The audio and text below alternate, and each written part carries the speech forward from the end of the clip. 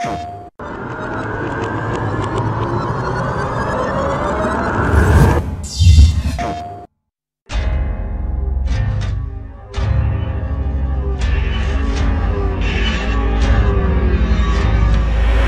focus of this game has always been about these characters, and every decision we've made has always been, how do we show off this relationship? How do we show off this bond? How do we build Joel and Ellie over the course of the entire game and get you to care about each character and then how they relate to one another?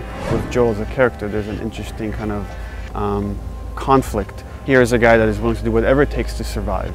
And we really wanted to show in this world there aren't necessarily good guys and bad guys. There's just people trying to survive, and Joel is just one of those people. He's tasked with delivering this girl somewhere, and over the course of their interaction, of how they spend time together, they form this unbreakable bond, and they really start seeing them care more and more for each other. So we wanted to show this guy that's pretty cold, cold-hearted, can do terrible things, and yet at the same time can develop this love for this girl where he's willing to do anything to save her.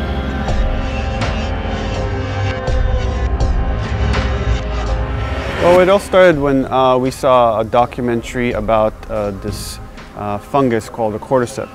And the way that fungus works is it infects different species of insects. The fungus develops inside them, burrows its way into its mind, and takes control, essentially, of the insect. What if this thing jumped species and infected people? And that was the earliest inspiration. And so that was a really beautiful jumping off point to us, because we thought we could do something unique.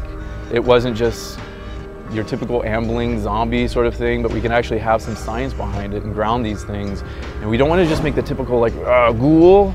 We want to actually bring the fact that this is a suffering human being, that actually, like, if you and I were caught by this, then that's a traumatic experience. And then put yourself in Joel, Tess, and Ellie's shoes, and it's like, this is the last thing that we want to happen.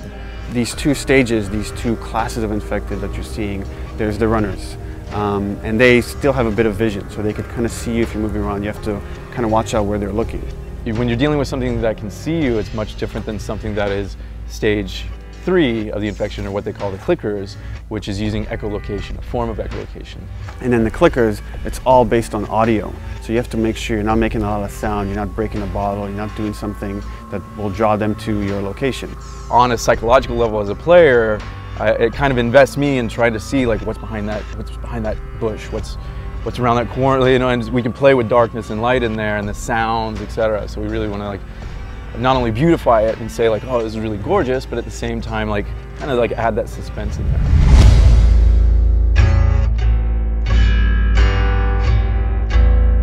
What you want to see is the contrast between the stark reality of the military city and that oppression versus, like, nature reclaiming the earth, what nature has done over 20 years, what the military has done fighting back the infection just to get this small little hovel, like, keeping their walls and their people contained, like, okay, we're safe, keep that locked down. You're in the city, and it's, in a way, you're surrounded by death. There's no one there, it's locations you're familiar with, and that should be filled with people, should be filled with life, and they're empty. First of all, it's beautiful and creepy, like, it's one of those, like, weird, like, nature's pretty amazing kind of things.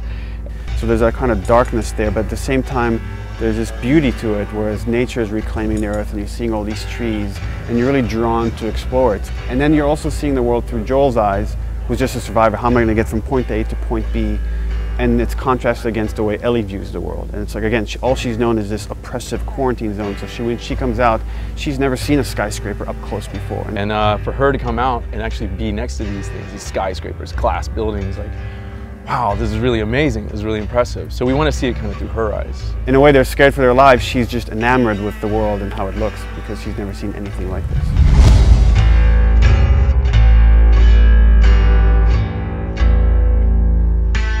I'm sweating and I'm actually enjoying, and I know how to play these things, and every single time a new emergent situation, like, exposes itself.